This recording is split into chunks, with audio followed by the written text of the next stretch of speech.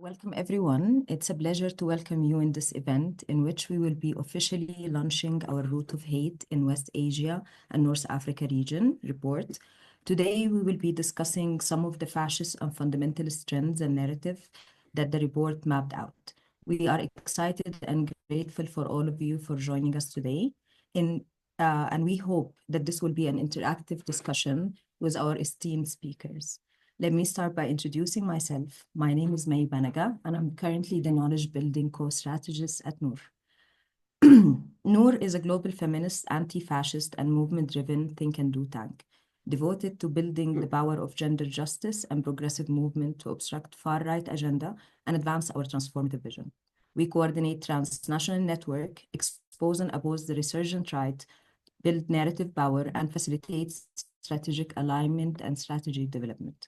We organize to help bring systematic alternative to fascism, fundamentalism, neocolonialism, and capitalism into reality.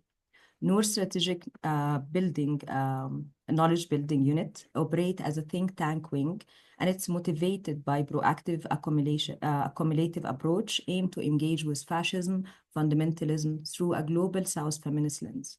We operate on both macro and micro levels, analyzing discourses, tactics, imaginaries, funding streams, and institutions, sorry guys, institutions associated with this movement. This is how this report and future work came to be. I will hand over to my colleague to expand more about why this report and why now. Islam, the floor is yours. Yeah. Hi, everyone. So basically, as May said, we are the KB knowledge building unit at Noor. I'm May's colleague. So it is a moment of multiplying global crisis, as we are all aware, and consequently, we have the rising power of the right capitalizing on crisis, and all of this has been fueled by an anti-rights rhetoric, which have become a business model. We have seen far-right election wins across the globe. We have seen normalizing war of annihilation against people and movements and their resistances. And we understand very well how the world order is now characterized by rising fascist trends and actors and narratives.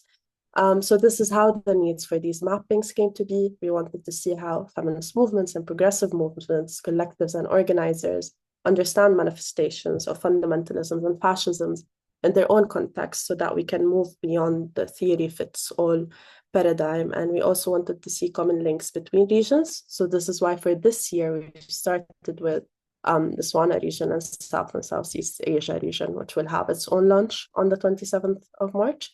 And we're hoping, and we're actually moving now, hoping to cover more regions this year and next year. Last year, despite it all, we have managed to work with Nada. I'm just going to spotlight her.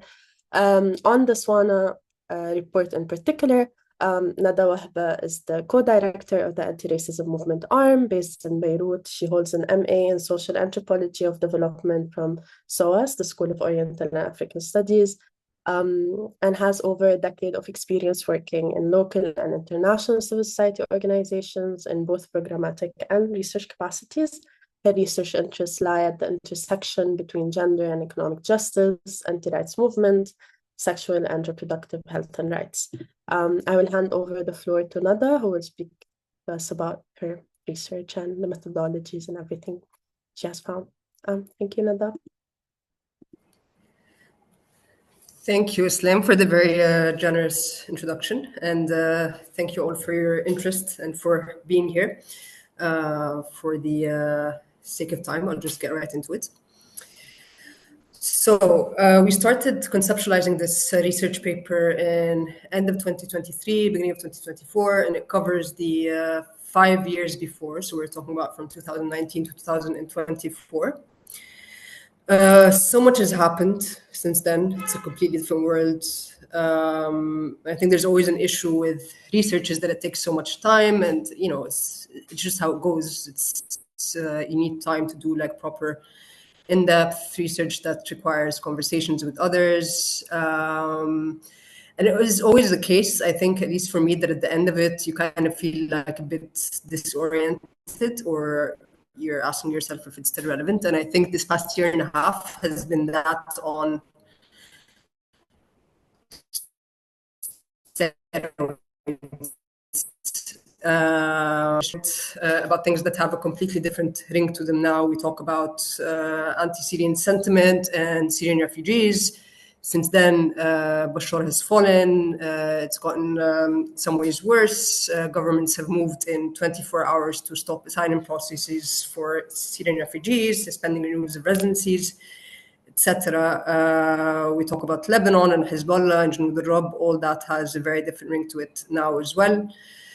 And beyond that, beyond just the past year and a half, 2019, 2024 is when COVID happened. That seems like a lifetime ago. So anyway, all this to say that I think we need to kind of know how to write, present, and read research in a way that can still make it relevant and can still make it interesting, because things change very quickly. And however, saying this, although a lot has changed, lucky for us, the underlying themes of how fascist and fundamentalist actors work and their tactics are quite stable.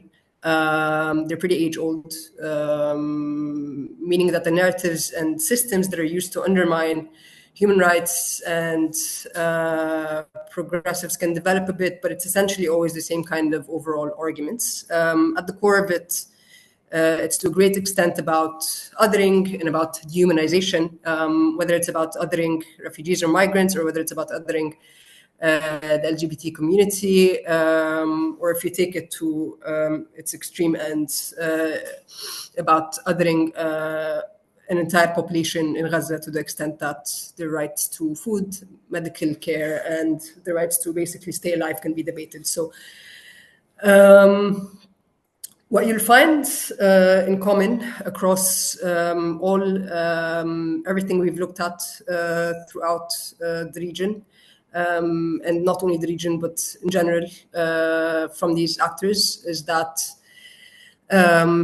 usually the narratives that they use come out in times that they need to distract from economic crises, from dictatorships, from poorly managed countries, from corruption. So this is also not only about specific target populations. It's not about refugees. It's not about migrants. It's not about specific populations, but it's also about everyone, because these are the narratives that are being used to scapegoat other people and to to distract us from other issues. What we try to do in this research paper is basically just start with the mapping. So this is really just meant to be a launch pad. And we try to make a bit of sense or put a bit of structure of trends in the region, although there's so many and they're very, very varied, and they're and they can be seemingly very unrelated, but we've kind of tried to structure them under some wide themes. So we focus on cyber surveillance and digital fascism, on anti-LGBTQ plus campaigns, on racialization and racism, and about the manosphere. So these are our four wide themes in this research paper. And what I'm gonna do is I'm gonna sort of just take you through them quickly, without dwelling on any one of them, to just give you an idea of what the paper talks about. So digital fascism and cyber surveillance, which is just a fancy way of saying attempts to use the digital sphere to stifle dissent and to control narratives. For this region specifically, I think the past 5 years have been very much about a response of what happened a decade ago. So it's very much about using the tools that were utilized in the region a decade ago to try and bring down governments and turning that on its head. We talk about common tools and tactics that are used to do that. One of them is the legal apparatus, specifically cybercrime laws that have spread like wildfire over the past years in the region. Cybercrime laws are laws that attempt to regulate the online sphere, and they also have offline consequences. What they have in common is that they are very vaguely worded, and they sometimes come with very disproportionate punishments or consequences. So just to give you a bit of an idea of what we're talking about here, in Jordan, for example, throughout these past 5 years, there was a law that came out that criminalizes the production and consumption of anything deemed to promote immorality. Egypt, one of the focus areas of the law was to criminalize content that infringes on family values. In the UAE, it's about targeting officials and aiming to damage the state's reputation. So the thing is that it's very, very vaguely worded, and they have been used across a lot of countries in the region to crack down on, you name it, on political opponents, on members of the LGBTQ plus community, on journalists, on just women dancing on TikTok, on just anyone that the state wants to go after. And this often leads to consequences such as, for example, in Saudi Arabia, a 45-year sentence being handed down to Noor al-Qahtari for tweeting and calling for the release of political detainees. And also in the arrest of many women in Egypt for posting videos of themselves dancing on TikTok with this excuse that they are infringing on family values. So this is one thing that we talk about in the report. It's the legal apparatus that is used as part of digital fascism. We also talk about spyware. One of the most infamous ones is Pegasus, which is a predator spyware. And once on a device, it gains unrestricted access to microphones, camera, and all data. And I think you've probably all heard about this. So I'm not going to go too much into it. Beyond more sophisticated technological investments, we've also seen states or individuals use bots or other techniques to control narratives. One of the more interesting ones that we've seen in the past years is of Sultan Al-Jaber, who is the CEO of the Abu Dhabi National Oil Company and was the president of COP28. And he was accused of attempting to greenwash his image by manipulating his Wikipedia page, basically, and having his team put on their quotes that cast him as an ally to the climate movement. Another technique that we look at is, or sort of trend that we look at within digital fascism and cyber surveillance is the propping up of informant culture. So this is more of an old school way of stifling dissent, and it's basically encouraging citizens to tell on each other. So one example of this is in Saudi Arabia, where the government set up a mobile application called We're All Security. And initially, this mobile application was launched to report traffic violations and burglaries, and then the app evolved into the government telling citizens to report social media accounts that spread terrorist or extremist ideas. So this is kind of an overview of the first theme. The second theme that we focus on is on anti-LGBTQ plus campaigns. And we start with a recent example of Iraq's new law that was passed in April 2024 and that criminalizes homosexual acts. Anti-LGBTQ plus campaigns are not really, nothing new. However, what we have seen over the past 5 years is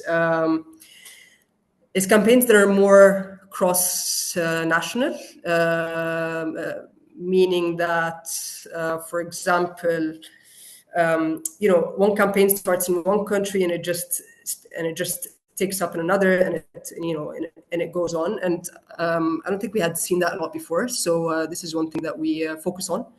And we, one example is is after the World Cup, the Qatar World Cup, there was a lot of backlash because there was a spotlight on Qatar's human rights abuses, and so there was a backlash that we don't want Western values to infringe anything on us. So it was so it started in Qatar, in that sense, turned into something that was also picked up in Saudi Arabia. At that point, Qatar's Ministry of Trade started confiscating multicolored children's toys that resemble rainbow flags because they contradicted Qatari values and traditions, and in the name of protecting children. After that, the Saudi Ministry of Commerce tweeted that it would confiscate products bearing symbols that promote homosexuality. After that, Kuwait, so, and it just went on and on and on. We look at another campaign called Fitra, which was also cross countries. Fitra means human instinct, and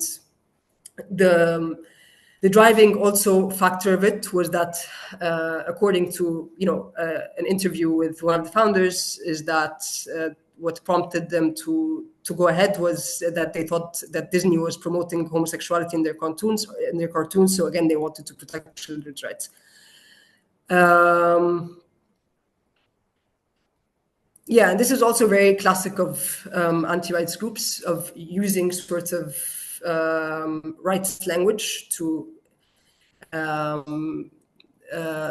use it against. So they use the language of children's rights to kind of use that against LGBTQ plus rights. So this is also something that's a bit classic and that we see across. And then we also look at the in Lebanon. I'm not really going to go also that much into it because I can see that a lot of people are from the region. So I think no reason for me to go into it and mansplain it. And I will jump to systems of racialization, which is the third theme that we talk about. And in this section, we talk about anti-migrant narratives within the region, but not only narratives, but also systems like the kafala sponsorship system, which governs migrant workers primarily in the Gulf, in Jordan, and in Lebanon. And it takes different frameworks throughout, but generally it limits or criminalizes how migrant workers are able to unionize, to resist violence, to resign, to transfer employment, or to return home without explicit permission from the employer. So we talk about systems, but we also talk about anti-migrant sentiment and narratives, and examples of which are campaigns that both came out in 2024, actually, one in Egypt and one in Lebanon. One in Egypt that came out after the Egyptian government started threatening to deport those who are not regularized. And that led to a social media campaign with a hashtag of report a refugee, and it generated 11,000 posts and around 1 million views. Similar campaign came out in Lebanon in March of 2024, which was launched by a Lebanese NGO in partnership with the Chamber of Commerce, Industry, and Agriculture. And there were like billboards and TV advertisements basically calling to undo the damage that Syrian refugees have done to the Lebanese economy. So, of course, blaming everything on refugees, on migrants, on same old narrative. What's very important to highlight here, and what we highlight a lot in the report, is the intersections of what is happening in terms of anti-immigrant sentiment and the exploitation that goes with that, with geopolitical strategies to basically keep refugees and migrants where they are as long as they don't cross into Europe. So a lot of countries received a lot of funding from the EU. Libya, for example, received 455 million euros from the EU since, I think, 2015, in order to bolster their coast guard and intercept people attempting to flee by sea, which of course leads to a lot of violence that often goes, or that I think always goes unchecked. Yeah, and also within this, we take a specific look at Tunisia, because it's an interesting case study, because it started with the president issuing a statement that said that the influx of African migrants is a deliberate plot to alter Tunisia's demographic makeup, which is, of course, ridiculous. And it went on to a lot of offline attacks of people attacking African migrants in the streets, social media campaigns as well. Posts ranged from echoing his conspiracy theory to alleging that African migrants were killing stray dogs and cats so that they could eat them. So it's also a matter of really othering, a matter of just, kind of shedding the light that these people are just, they're not people, they're weird, they eat cats and dogs, it's kind of the same old narrative. The fourth theme is the manosphere, but I'll leave that to Sarah Aduro, because I think she'll talk about it much better than I can. So I'll skip that one. So that was a sum up of the report very quickly. What I want to just leave you with a few thoughts after, because I wrote this a year and a half ago. I started thinking of it a year and a half ago, and I think with time, what I'm interested in and what I'm afraid of has changed. So while I was writing this, Junud al-Rab seemed, very scary. All these anti-rights actors seemed very like this was kind of my focus. But I think since then, what is really consuming me is our movements rather than what is happening on the outside. In the sense that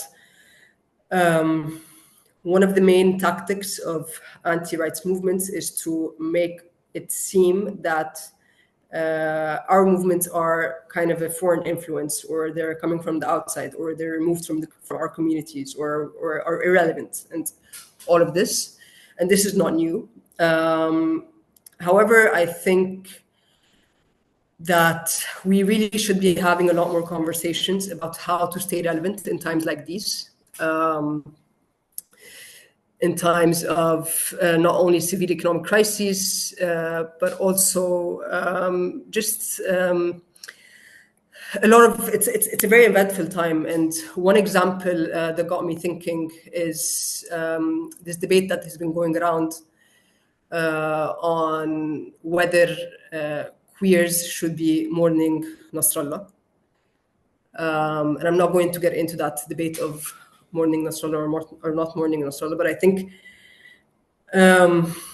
we really need to be able to have more nuanced conversations. And I think the entry point, and this is just one example of how we can sometimes be a bit irrelevant and a bit removed, and that really feeds into the narratives of anti-rights groups, of that the question of whether or not to mourn Nasrallah is really not about we can't enter this with talking about that Nasrallah is homophobic. It's not really the point. If we're going to talk about this, it's going to be about what he did with Syrian civilians, and a lot of other things. So it's just a lot more nuanced conversations that we need to be having. So that is one thing that comes to mind. Also, just how to speak about the things that we need to speak about without being irrelevant. So, and in the middle of emergencies, in the middle of crises. So how do we really speak about kafala in the middle of a war where everyone is, scared for their lives, but also how do we talk about abolishing kafala in the middle of this? How do we advocate for legal change? How do we still think long term? When actually, how do we basically just still think long term and also think about how to deal with current crises?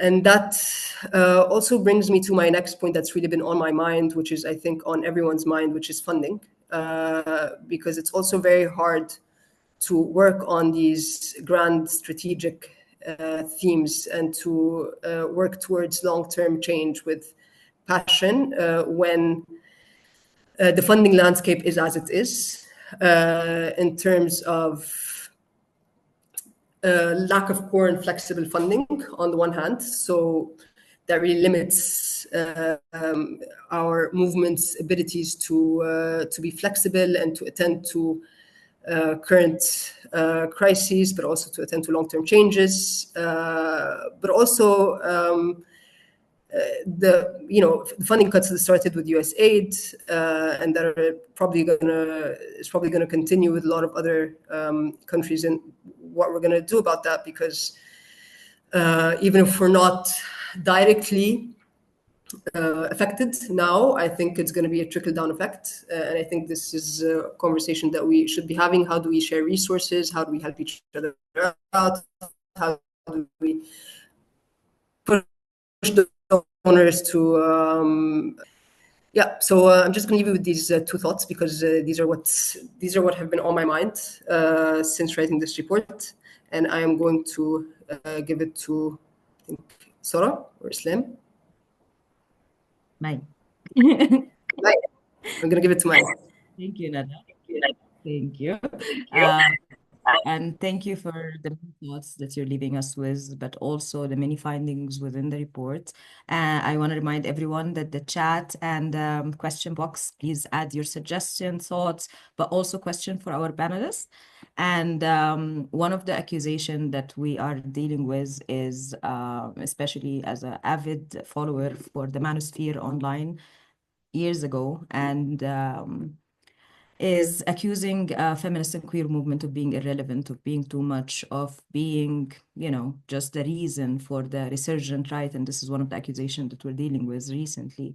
So I will present our next intervention is someone who has been working and in producing knowledge in Arabic about the manosphere in the SWANA in particular.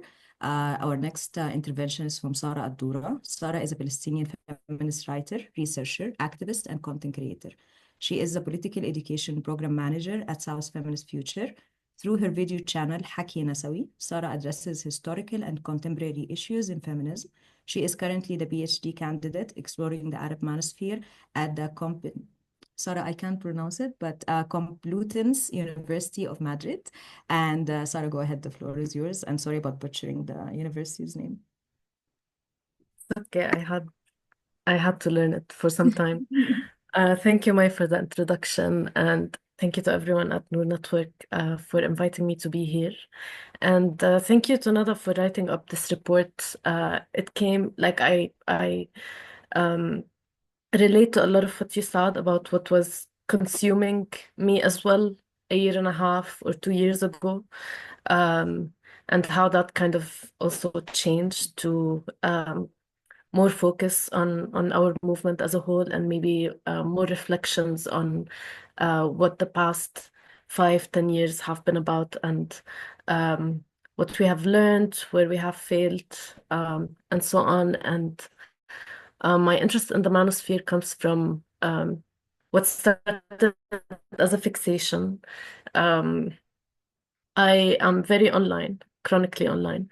And because I create content on YouTube, and the content is a bit visible, I started receiving some, let's say, people start sending me links about this guy who calls himself Red Pill Arabic, has a YouTube channel, does streams on a daily basis, now on a weekly maybe. And he was stitching some of my videos and kind of responding to them. But that's kind of where I started maybe exploring the Arab manosphere. I was familiar with some of the ideas and thoughts and like subcultures within it, but not so much in Arabic. I thought maybe it's a thing that's happening outside. And I think how I understood misogyny in the Arab world made it feel like this can't be something that would uh, hold foot in our region because we're already dealing with a lot of misogyny.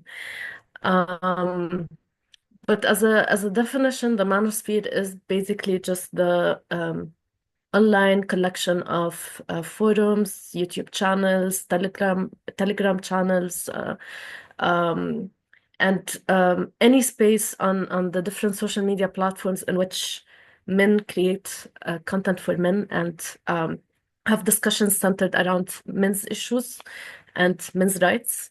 And the type of content and the type of people and the worries or concerns that you have there can range drastically from people who are maybe men who are complaining about, I don't know,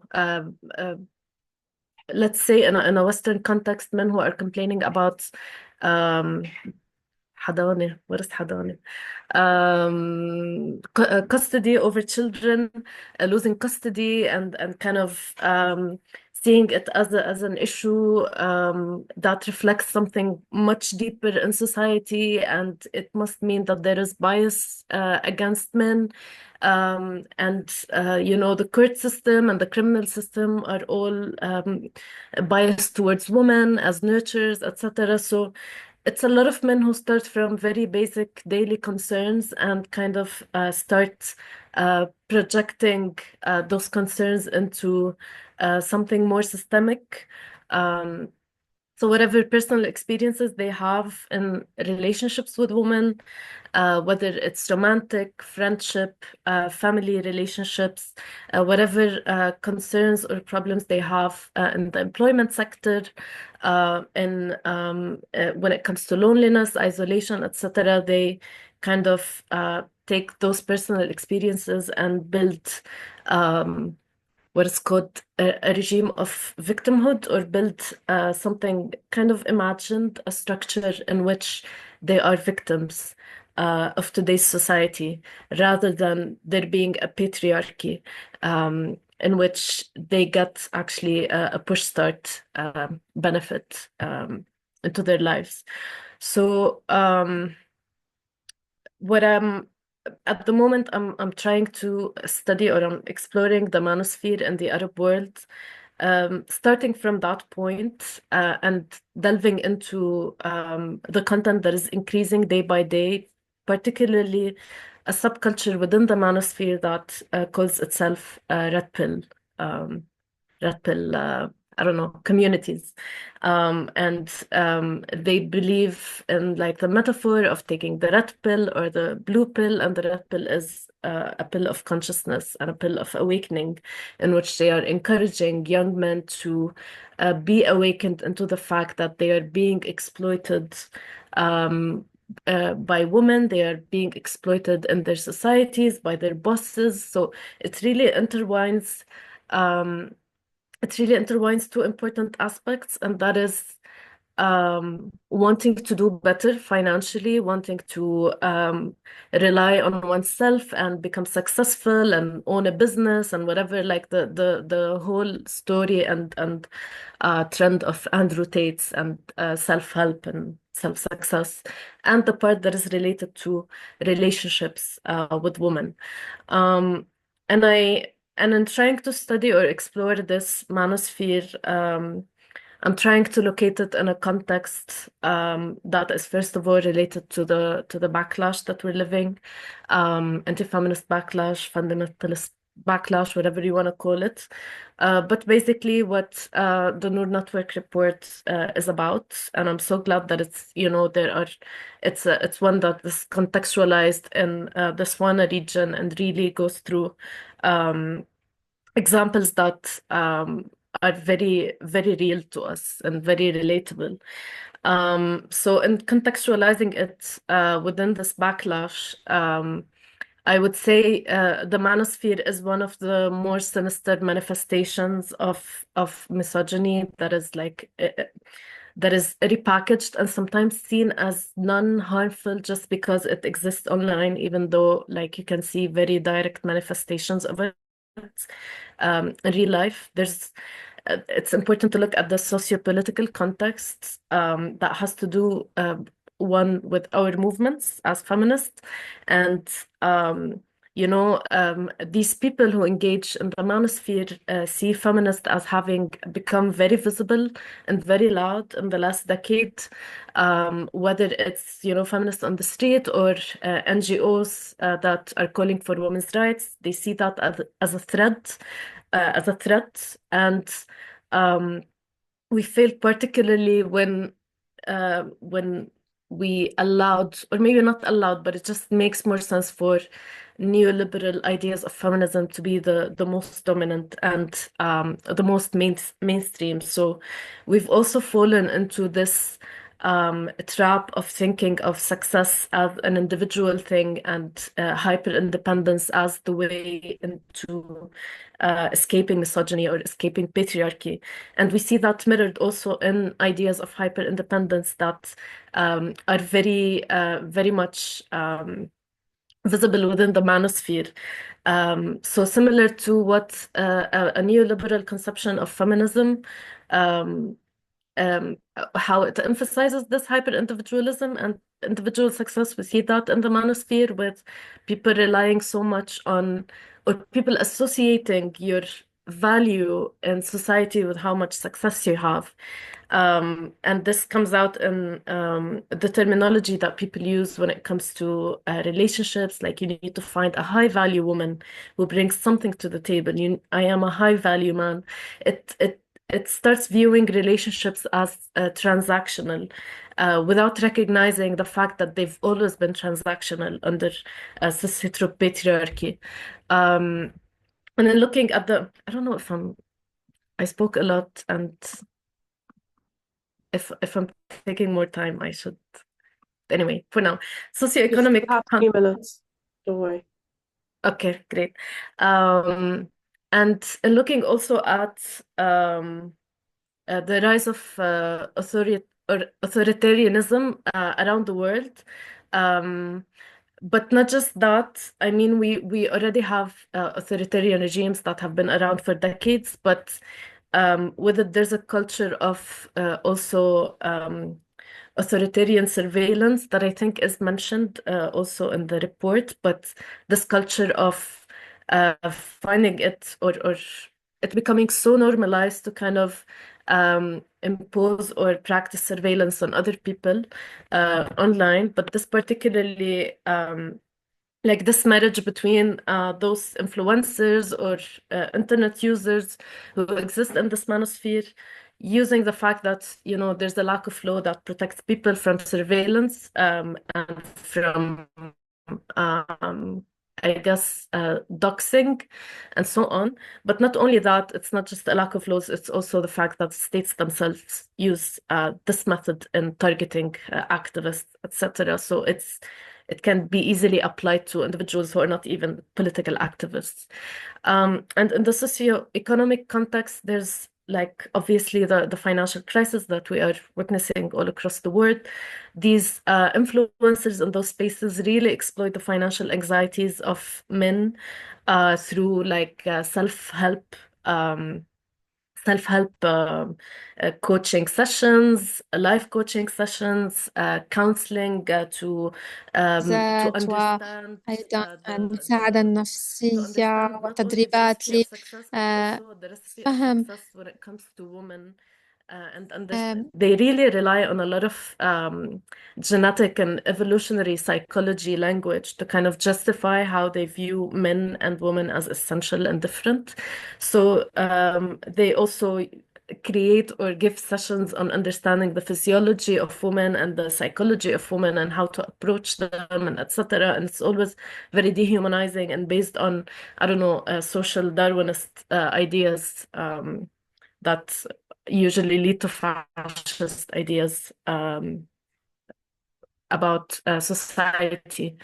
And lastly, what I wanted to say is the thing that makes this wave of misogyny online different is not just because we've always had misogyny, but the thing that makes it different is just the digital tools and how social media platforms have also changed drastically in the last 5 years, whether it's Elon Musk taking on Twitter, whether it's um,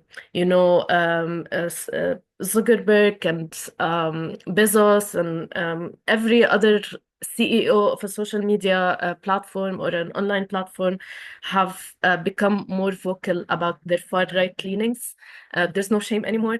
So they all cooperate and they're all guilty of manipulating algorithms and relying on rage bait. That's usually what gets engagement, and you see like young men specifically, they only have to engage with, I don't know, a video about gaming or a video about I don't know, the experience of men with whatever. Like it can be the most random thing, and immediately the algorithm takes them to the manosphere and starts pushing and pushing all the content that can lead to idolizing figures like Andrew Tate, but also the figures that we have in the Arab world today that play that role.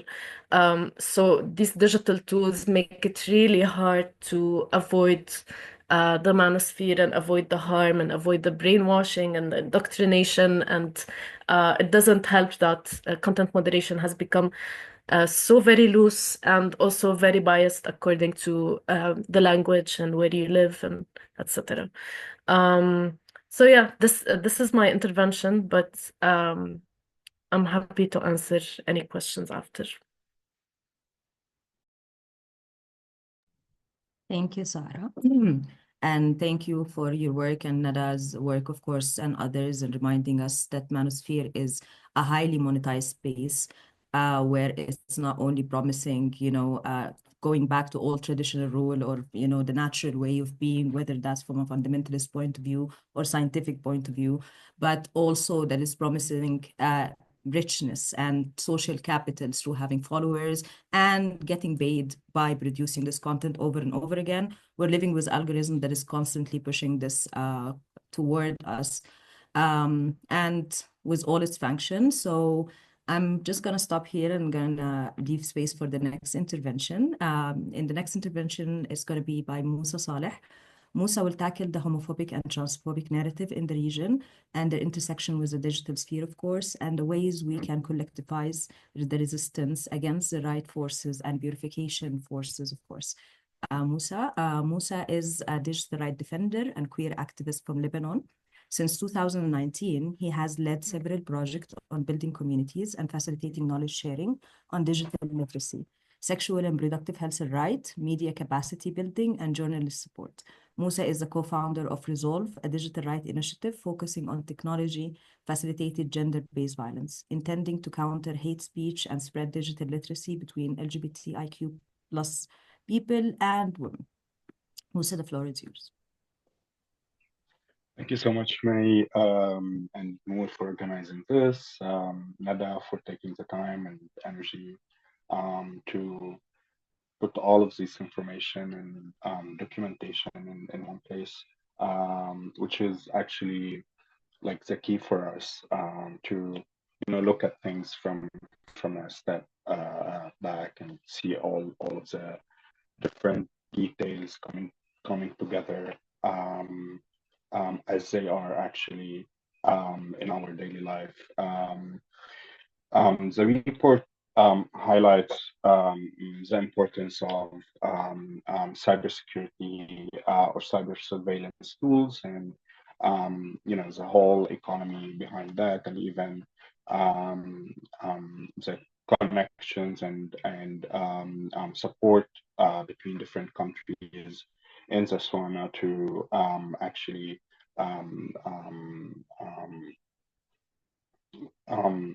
get more and more and bigger surveillance industry. In the report and through different points related to cyber surveillance and cyber violence, we see it really common as you may mentioned at the very beginning.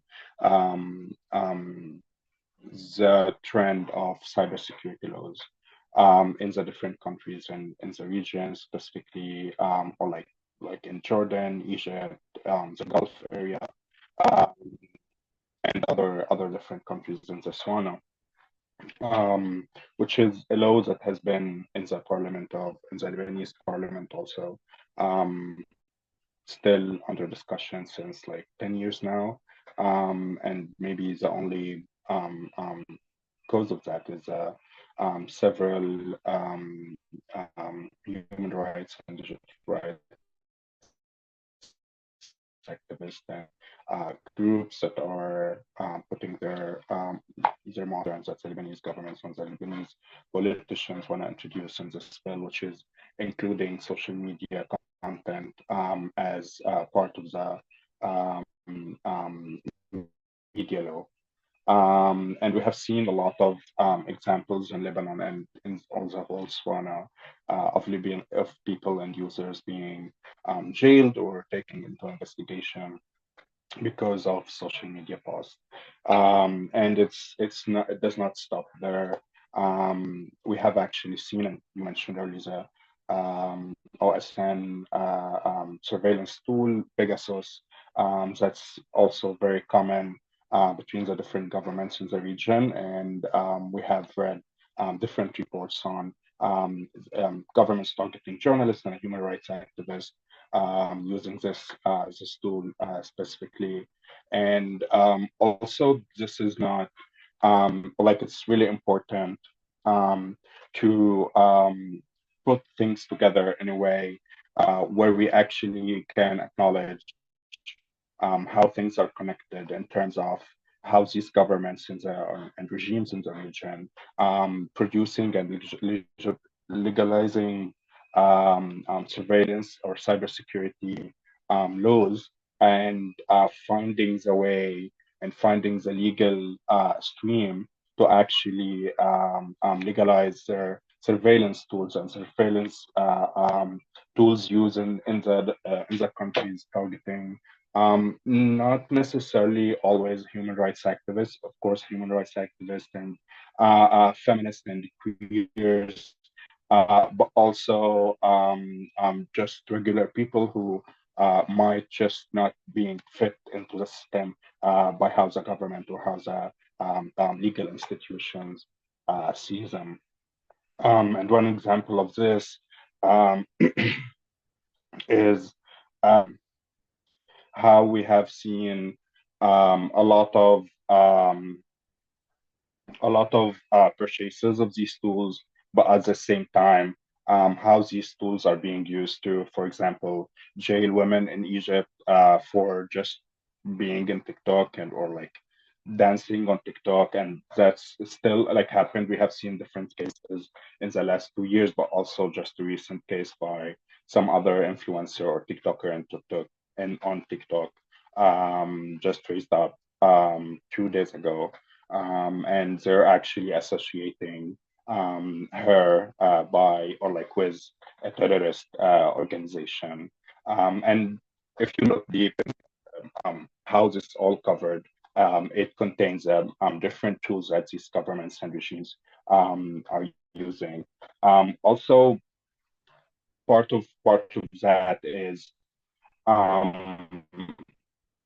what we're dealing with on social media or the internet right now is a part or like it's owned by a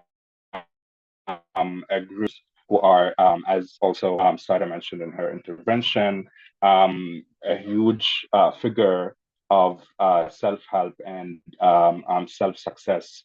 And we have seen actually different documentaries and films about the success of these men, and how these companies actually control the internet right now, or like at least the spaces that we exist in, through making these spaces the most relatable through using capitalist tools and promoting lifestyles. But at the same time, how these companies actually create relationships and create some kind of benefits cycle with the governments and with the different countries that these companies exist in or stream in.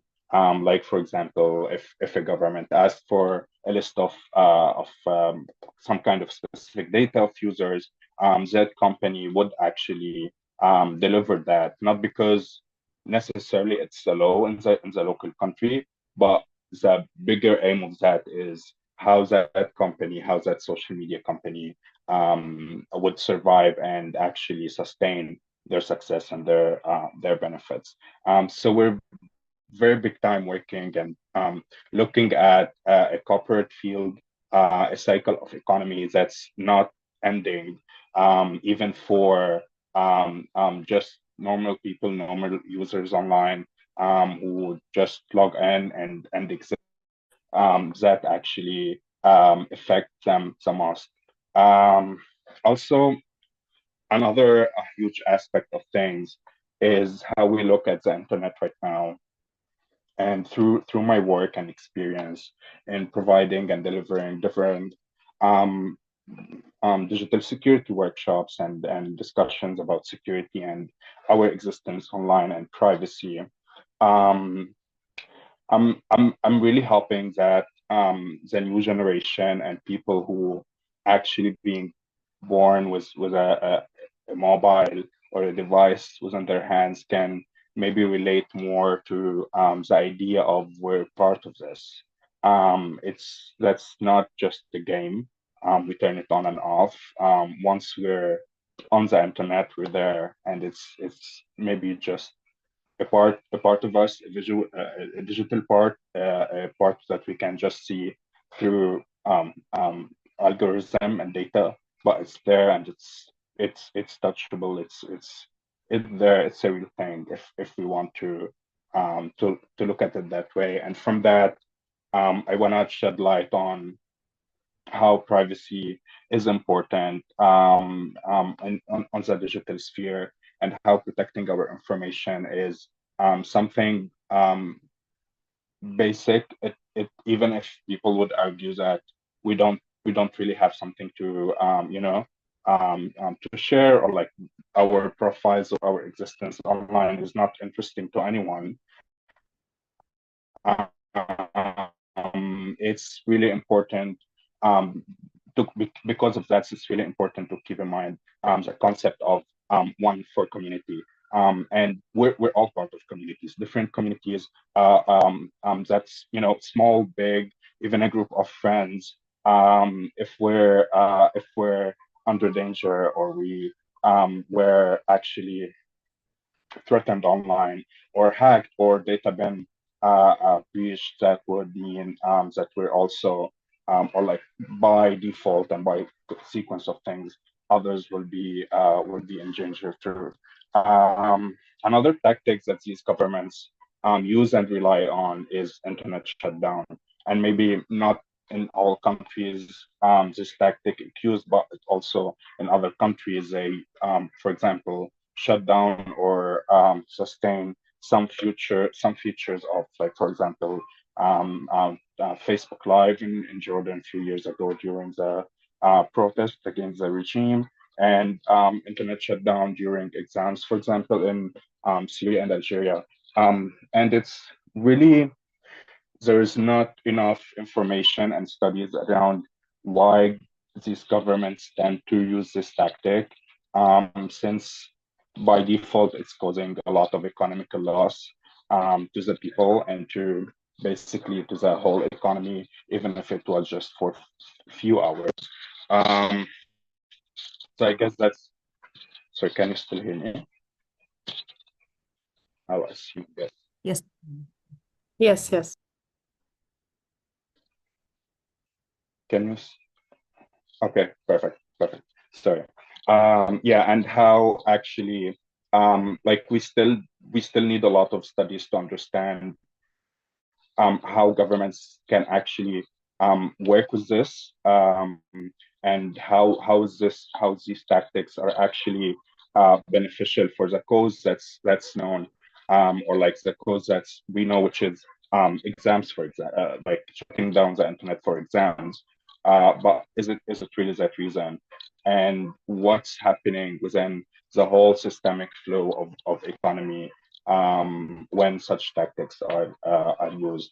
Another important thing that I want to mention is how the anti-rights movement is building up on each other forces and accomplish, and how the Trump administration right now is kind of providing this umbrella of coverage to other countries and other governments, like in Serbia, for example, in Georgia and Hungary, and even in Turkey right now with the new sex-related law. And maybe we would say that we have seen this already in the SWANA region, and we have experienced and like we have experienced a lot of these laws and a lot of this oppression. But I truly believe that what's coming is not about if we have seen this or not.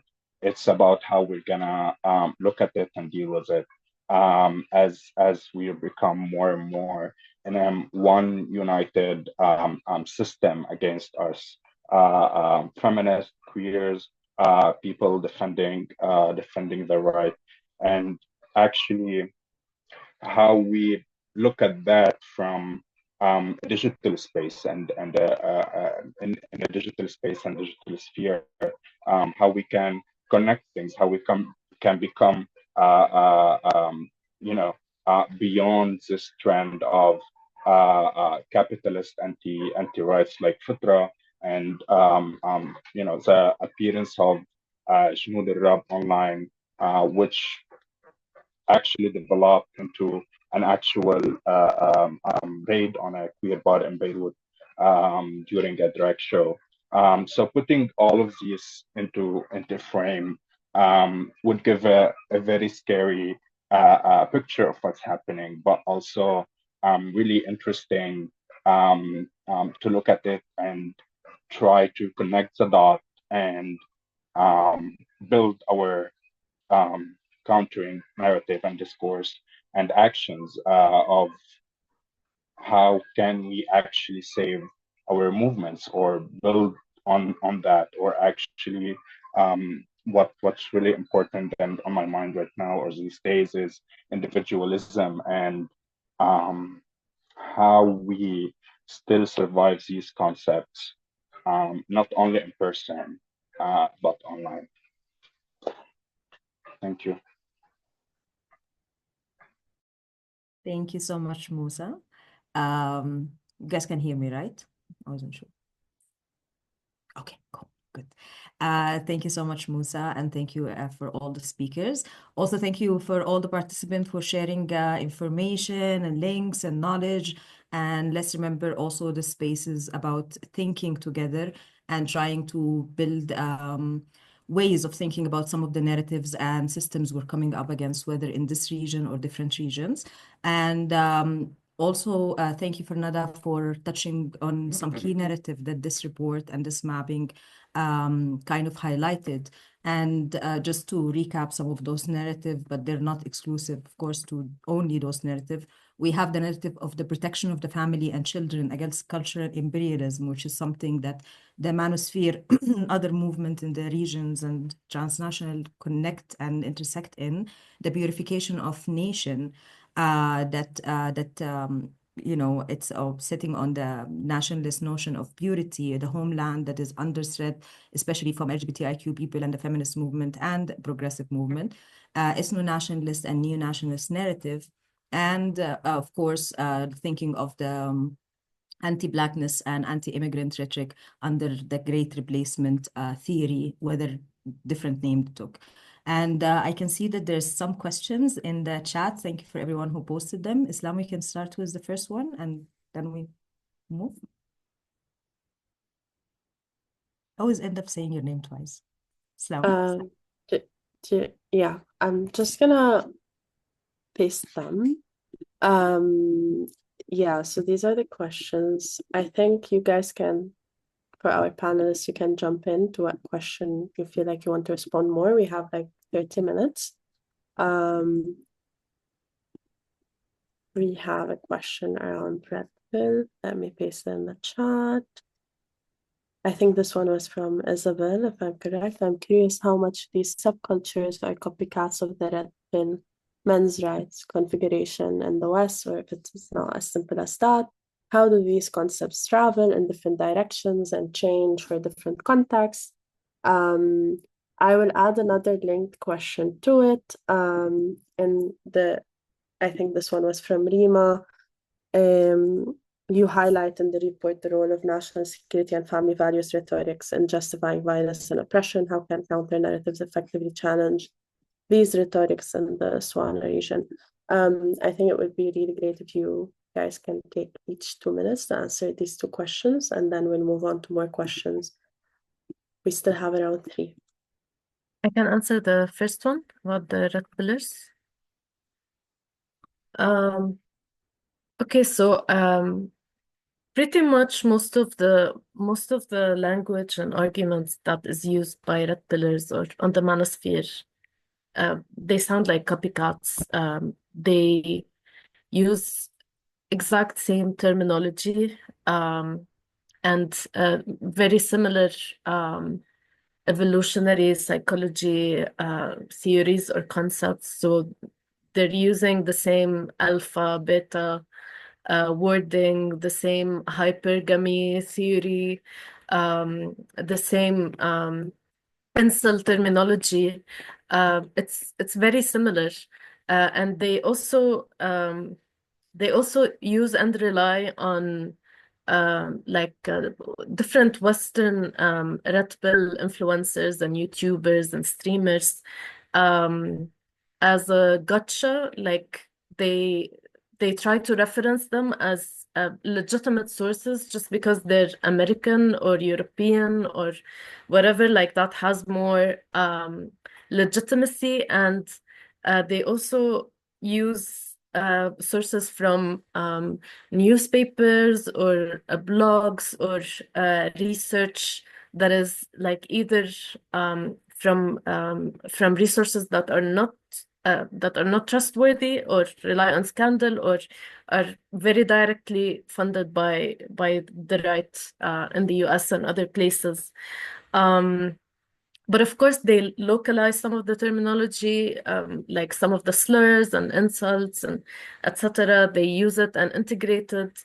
They also play they play an interesting game with local religions, especially Islam. And I've been listening in some spaces in which you see arguments between Muslim or people who are relying on Islam or Islamic teaching as like a guide versus red pillars, and the red pillars are arguing with the Muslims that you are not Muslim enough, sorry, that you are not violent enough, or you are not angry towards women enough. So it's the discourse is more violent than the most violent discourse that you can find in some religious text.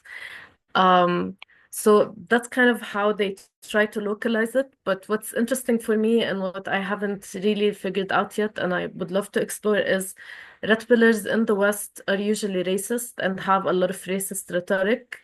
And they rely in much of their analysis or discourse on othering people from the Arab world or from Asia or from Africa, and it's part of their ideology to create those distinctions. So I'm interested in exploring how red pillars and men in the manosphere in other regions in the global South make sense of this racism in their discourse as well.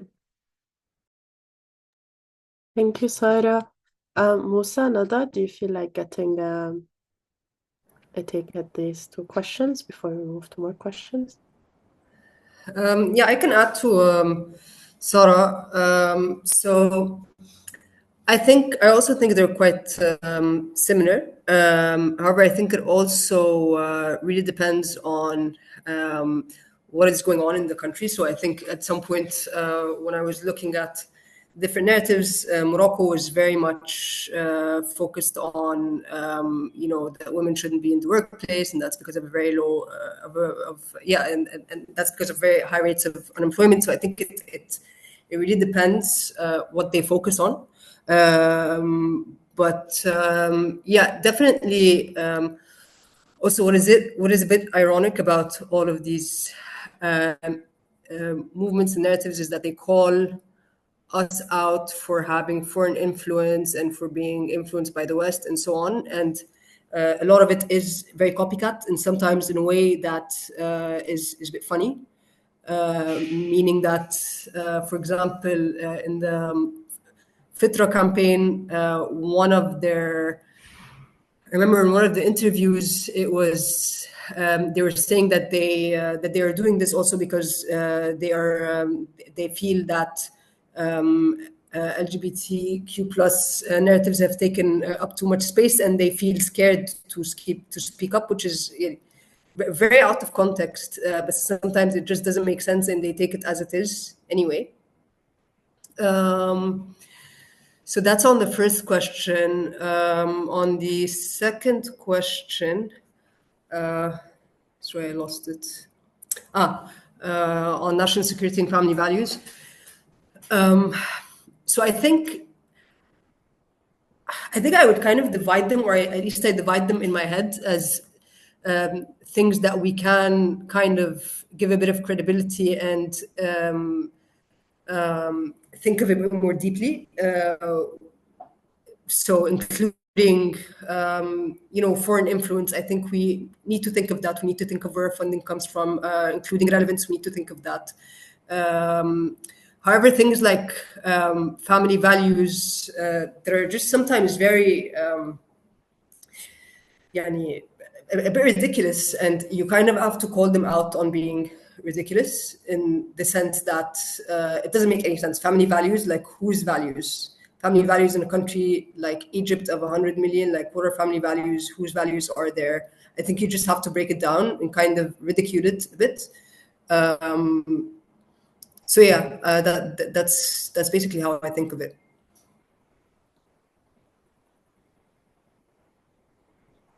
If I can just add to what Nada has mentioned, specifically about the family values and national security, it's just this idea that I always think of, and I try to open this discussion with a lot of queer people, at least in Lebanon. And I actually, over the years, have noticed that there is this concept of community, or like this term that's called community, that's being used without its actual value, or even without like putting any kind of value in it, and that's taking us into very disturbing places in our movement and in our collective efforts generally, because it became more commercial and more capitalist, more of an NGO system, even in an individual critical thinking. So I feel that this narrative is actually, or like this kind of behavior or status being used or being reflected in our daily lives and in our interactions as queers, or as a feminist movement overall, and how we apply these concepts and interact and interfere with each other, either on collective level or individual level, is actually being reflected into or like through different ways that's somehow feeding the anti-rights movement, and creating this narrative, and not creating, but at least um, um, opening the way for these kind of ridiculous family values or ridiculous ideas that Snada mentioned, into taking up the space of where we should have, or like should be discussing and thinking of more important questions. And one of these examples is what Nada mentioned at first about should queers mourn Nasrallah or not, where effectively that's not the question that we should actually think of, and take our time to analyze and base on it. So yes, just that. Thanks.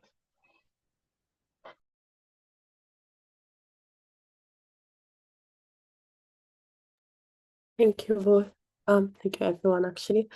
The next two questions we have, we still have around 15 minutes, so if people are thinking of anything, now is your time.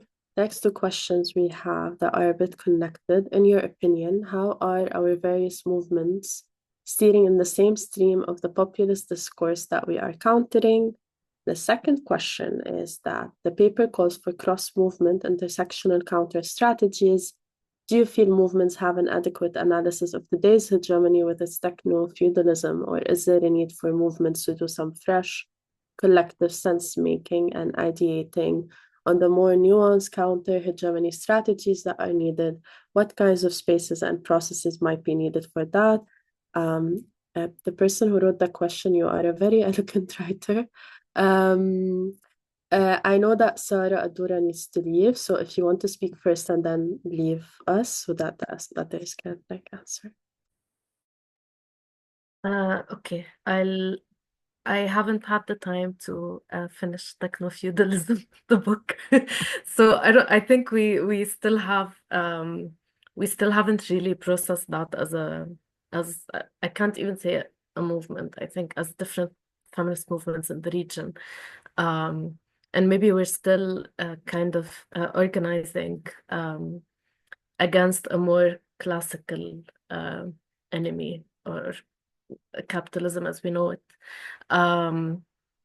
But yeah, I'd love to know if anyone else has any answers to that. For the first question, I don't know of any specific movements, but I think feminists in the region are dealing with this with a more jokingly, let's say, or taking things lightly to make light of the situation. I see how some people started using different words and memes to refer to the red pill or the manosphere or whatever, and that's the kind of content I see engaging with the manosphere from feminist spaces, which I see its value. I think someone has to be doing that. But other than that, I think the work in general is focused on the backlash and also on protecting people from digitally mediated violence, and that's usually the work of organizations focused on digital rights. So maybe, I don't know if Musa, you have something to add to this. But I have to leave. Thank you so much for having me, and it was nice to see everyone.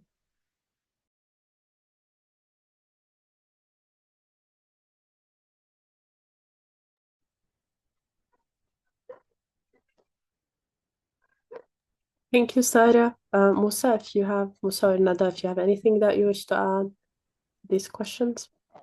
Yeah, I actually that actually sums up in the points that I was just talking about, of how we stream things, and how even in some part the whole movement, or like part of the movements, and some activists have this power to actually stream everything as a trend, and in their own benefit. And there is this also aspect of things that really interesting, of that recently almost Meta and X before removed all the content moderation policies and the efforts I put in content moderation, which basically wasn't really something, at least for the region, even when they were doing it. And it's really a great moment to just stop and think of, okay, so this is done, and does not exist anymore. Like before, we used to say, or like we used to rely on digital rights organization to collaborate with these social media companies to highlight trends, to actually justify some biased content moderation. So these companies would bring back up the content, and this is gone now, and we basically just standing there facing this huge platforms of where everyone can post everything and everyone can say whatever they want, um, um, despite the some local laws in the region. Um, it's really interesting of to me at least, of how we look at that and how we deal with it in a way where we not necessarily restream and reshare the narrative by saying that this is not true, but actually by streaming and sharing and speaking up of what we see as true and what we are doing and what we want. And this process of just spamming the spaces by, for example, this some trends and some ideas, and just repeating that over and over again to counter anti-rights narrative, obvious is not enough. And um, I'm trying, and I feel like this is just an open invitation for everyone in here to start coming together somehow. And I would love to do that and more of these conferences and meetings later on, and to actually collectively think and plan and strategize over what is our narrative, specifically online, where we're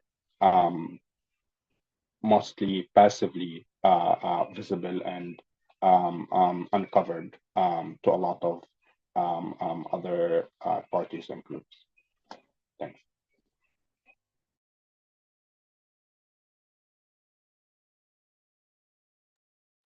Thank you so much, Musa. I'm checking if there was other question, but I wanted to add also, thinking of narrative and the conversation around the manosphere and different narrative that we're dealing with, that we view fascism and fundamentalism as comprehensive political project with economic, social, and geopolitical dimension. And one of the things that the right is framing right now, this whole thing as just a mere culture war, ideas that can be responded to with counter ideas that could be stronger, and everyone is using science, religion, and everything, including feminism, because sometimes they do that. It was good until the second wave, and then people lost their way, and now they're asking for everything. They're being too aggressive, and there was many work that came out from different ecosystems regarding the ways that men are radicalized because feminism is too radical apparently at the moment. So I don't want to take so much of the space, especially we don't have so much time, but we can move to some question. But this is one of the things that we're trying to think through, not only as Noor, but also as part of the feminist movement and the progressive movement, in how can we think through some of those very deeply systematic foster, what do we call it, host for fascist idea to be mainstream so fast, even in the most innocent kind of content that is online. It's easy to look at Tate and point out this is misogyny, but some wellness and and spiritual and this and that content that is constantly being posted, being shared even by people from our side, where some of those ideas and narratives are deeply embedded under the guise of science or, the counter-natural way of being. So I will, Islam, stop me, please. Next question before I go on a rant. Yeah. I think we no, it's fine to go on rants. I think we are people have answered the questions. We have quite a few more, but the idea is that we have still 6 minutes.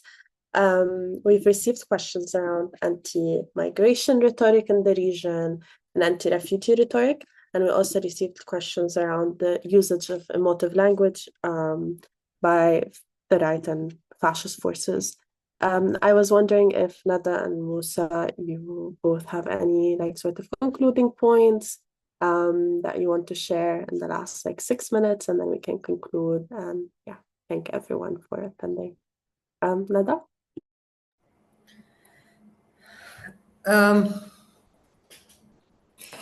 Yeah, I have nothing more to add. Just to say that this research was really meant to be a launch pad for other more extensive research. It's meant to be a mapping, so I really hope that people can benefit from it in that way. And yeah, and just to thank you all for being here. Thank you, Nada. Musa? Canada, just want to say it's a perfect mapping, Nada. Thank you so much for putting all of this work. It's we actually reading the report and moving between the different section kept me thinking of specifically the cyber surveillance and digital security tools part, and the surveillance tools part kept me thinking of several questions on how to actually, or several questions on my mind that I feel like we really need answers to and really need to dig up into. Specifically related to the digital security economy and tools, because that's something that's I'm working or engaging with daily, and it's really not making sense anymore for us to provide knowledge and literacy on digital security, but at the same time, digital security tools are not really easily accessible or cheap or available just as a button press. So that's also something that I wanna conclude with, and because I'm really thinking of this, and it's really an important point and topic that I want to work on. Also, just a final point is our privacy online and how we look at that and practice it as a daily concept, as a just part of us, and how looking at that as a starting point for us to actually build everything and spread wide online and reflect or manifest that data in person. Thank you. Brilliant. Thank you. I want to thank everyone for attending and sticking with us in the last hour and a half. I want to thank our brilliant speakers, Nada, for working with us over the past year.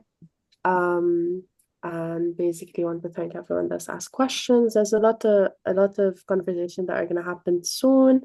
So stay tuned to our work. We have the South and Southeast Asia lunch on the 27th of March, so please sign up for that. I'm gonna hand over to my colleague May to tell us off, basically. Thank you, Islam. Thank you, Islam, and everyone for joining us today. And this is only the start of the conversation and collective thinking around a very transnational movement, not only a trend, but it's a fact of life for many contexts, many countries. And we will continue to think around fascism, fundamentalism, anti-right and anti-gender, and what we used to, the usual thing, misogyny, homophobia, no, racism. It should be fun year, but also please, we urge you to share the reports, the finding with all of your circles. Knowledge is power, and to understand that we're not very nuanced. Yes, there is nuanced cases, but this is a global move and a global shift that put all of our life at risk at the moment and the life of our loved ones. And there's so many contexts where this is not only a reality, but a current and ongoing threat in a time of shrinking civil society or almost non-existing in some places, but also cutting an extreme cutting of funding for progressive movement and gender right. We thank you so much, and we hope you join us for the South and Southeast Asia report lunch and findings, since there is so many common thread between the two contexts, and we'd love to carry on the conversation. We will be sharing with you all the resources that was shared here generously in the email. Please wait for us and share with us any thought, question, even after the event, and we'll make sure to share it with the speakers, but also take it on for our future work. And thank you, everyone. Enjoy your night or day, and we'll see you soon.